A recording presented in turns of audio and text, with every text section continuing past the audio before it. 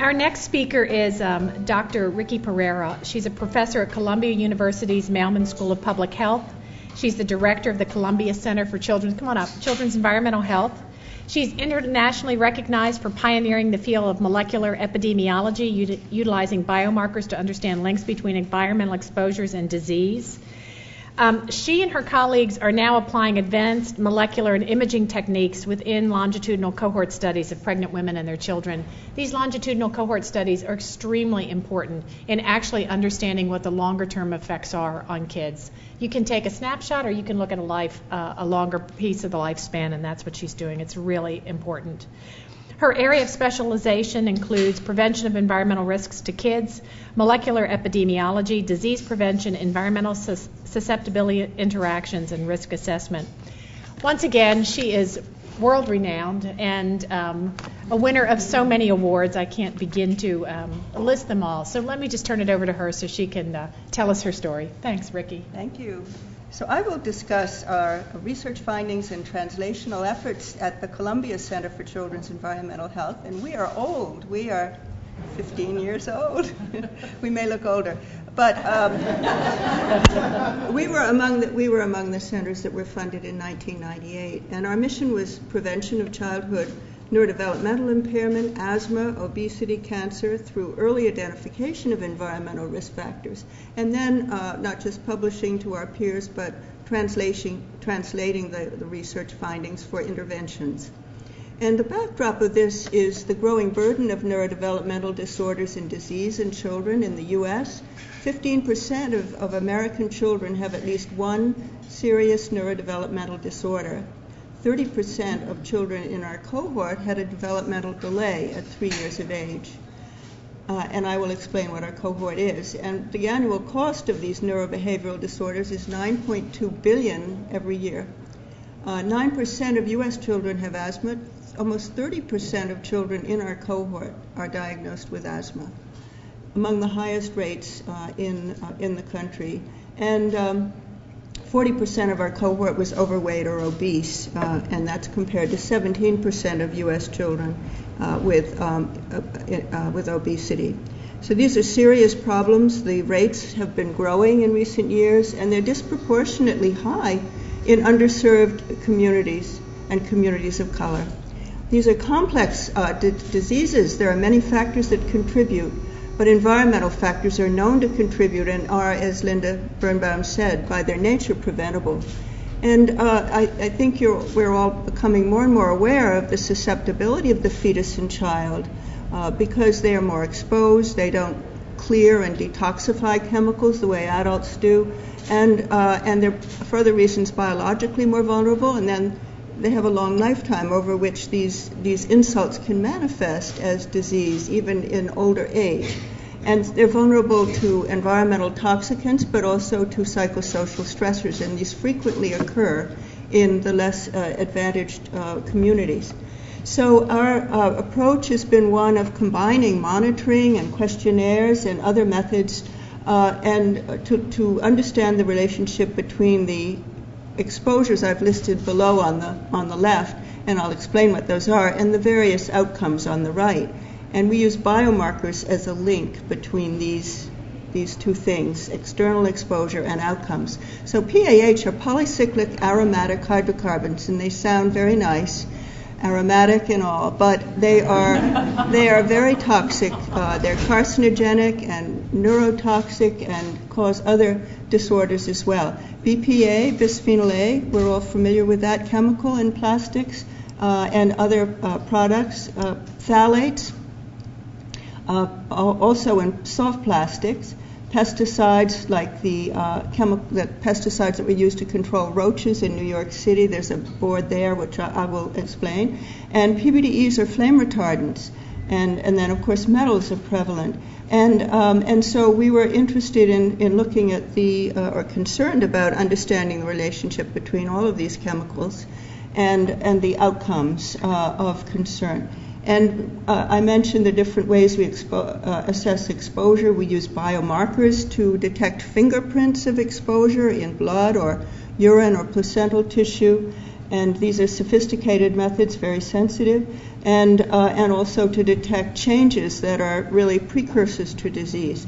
And there's a woman wearing a backpack sampler, personal air sampler, worn during pregnancy to measure the levels of certain contaminants in the air she's breathing. Our children now, well, the first one was born in 1998, and now our oldest child is between 14 and 15 years of age. So we're going to have a lot of adolescence on our hands, and we're very happy to have that because we've been able to retain these children and their families for many years. Highlights of the research are that the same pollutants cause not just one effect, but multiple. So if we take PAHs, these are from fossil fuel and other combustion processes, organic material, but fossil fuel in urban areas is a major source. So prenatal exposure is associated with changes in the methylation of DNA, and Linda Birnbaum explained that can disrupt gene expression, and that can be very serious during early development. And then exposures also occurring very early in a child's life are linked in our studies with lower birth weight, neurobehavioral problems, IQ deficit, and also with asthma, with MRI brain changes, actually anatomical changes in children's brains at age 7 to 9, and obesity in childhood. So multiple effects associated with these exposures. And we have adjusted for other factors that that contribute to these outcomes. Same thing for chlorpyrifos, very widely used organophosphate, more in New York City buildings for roach control and other pest control than in New York State for agricultural purposes. Now banned for residential use, but still widely used in agriculture. That chemical pesticide was associated with not only adverse birth outcomes and developmental problems, including ADHD, but a reduction in IQ. Working memory was one of the domains that was affected, and with brain changes at ages 7 to 9. Phthalates, those chemicals in plastics and consumer and beauty products, associated not only with developmental problems in children later on, but also with airway inflammation and eczema. These are outcomes on the march to asthma. And am I out of time? No. Oh, I heard a rattle of paper. Okay. Just been at a 3-day meeting, and we were given 8 minutes and 10 minutes, and woe to you if you went over, right? So BPA. So now, with respect to BPA, used in the linings of cans, for example, very prevalent in the American diet. As a result, prenatal exposure to BPA was associated with adverse neurobehavioral outcomes, and particularly in boys. And then the postnatal exposure with asthma, and the same thing for ETS, multiple effects there. And we have some parallel experimental studies in mice that are showing very important methylation changes in particular genes involved in early brain development, and with changes in the animal's social and anxiety-like behavior. But I want to stress another point, which Linda Birnbaum mentioned, and it is very, very important, that social stressors due to poverty, disadvantage, poverty, like material hardship, not having enough food, water, shelter, clothing during pregnancy and afterwards, that those kinds of stressors can interact with toxic pollutants, so that the greatest effect is seen among those who have both of these types of insults, and when they're occurring in pregnancy and then cumulatively over the early years. And on the left, you see the effects of these air pollutants, PAH, on IQ score, that it's in the highest, the children who had highest prenatal exposure to the air pollutants and whose mothers reported having high material hardship during pregnancy and in those years following delivery. And the same thing was seen with environmental tobacco smoke. And so often these types of insults co-occur in the same populations in the lower income, less advantaged communities of color. And this indicates that we need strategies to address both of these problems, and that they need to be coordinated. With respect to the policy relevance of the research, and the board does this better, but here's just a little figure on the left showing that after EPA regulated chlorpyrifos, that is, phased out residential use of chlorpyrifos, the levels in the cord blood of babies born in our study decreased dramatically. So if you look at the white bar there, in 2001 the ban took effect.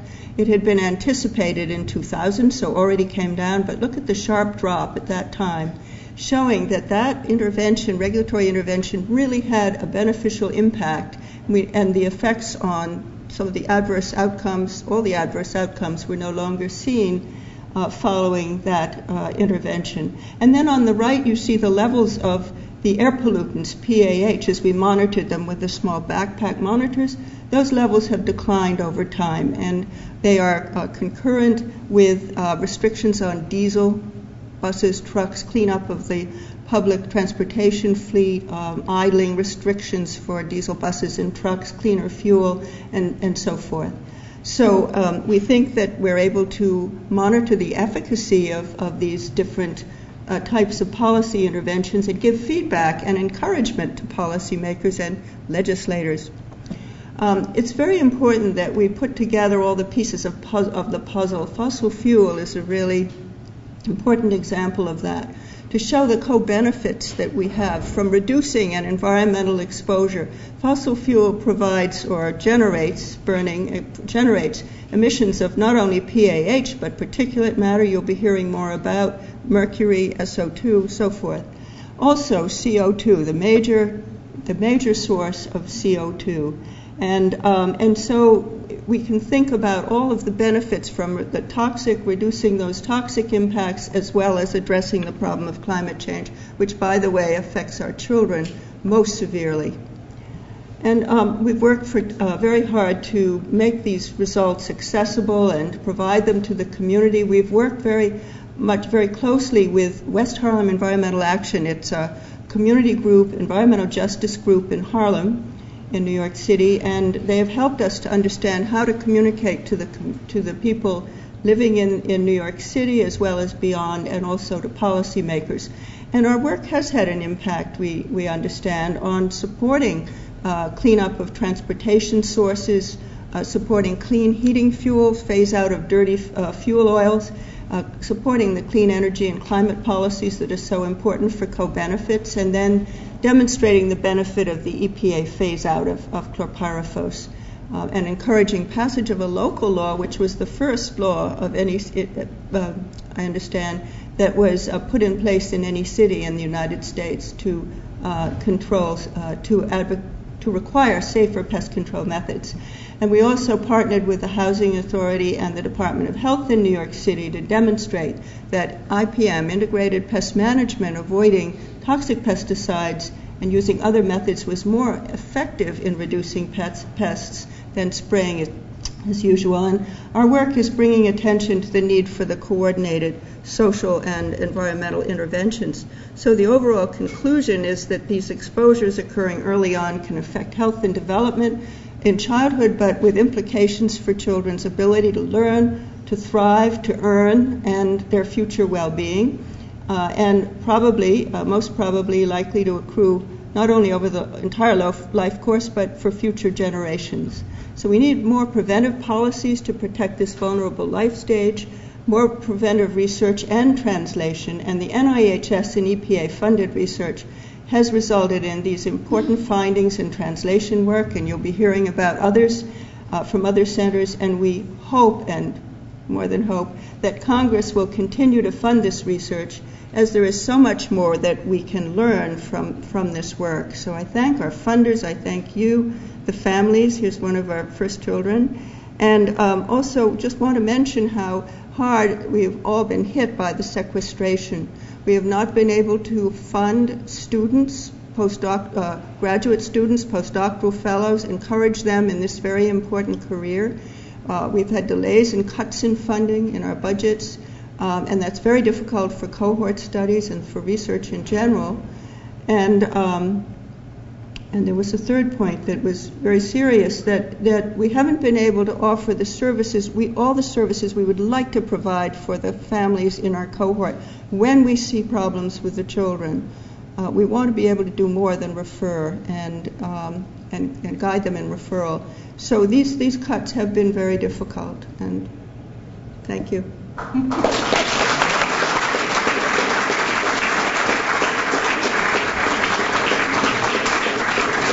So Ricky has a plane to catch, and she's going to have to leave earlier than we can wait for the end of the panel. So if anybody's got questions for Ricky, now's the time, folks. So feel free. One question. So I'll know that you were listening. Yay. The CFP and cord blood on that chart you showed, maybe you can go back to the slide. Mm-hmm. The CFP amount in the cords is already going down in the year 2000. Can you explain why it was already increasing?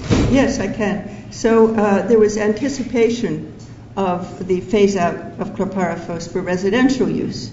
And so it began to be taken off shelves. And exterminators were no longer using it to the same extent.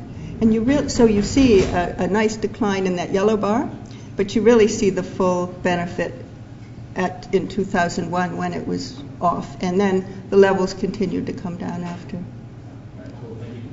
You're welcome. And this is another slide that might help you too, because the reductions were seen both in air and in cord blood. Thank you. Ricky, thanks so much. Sure.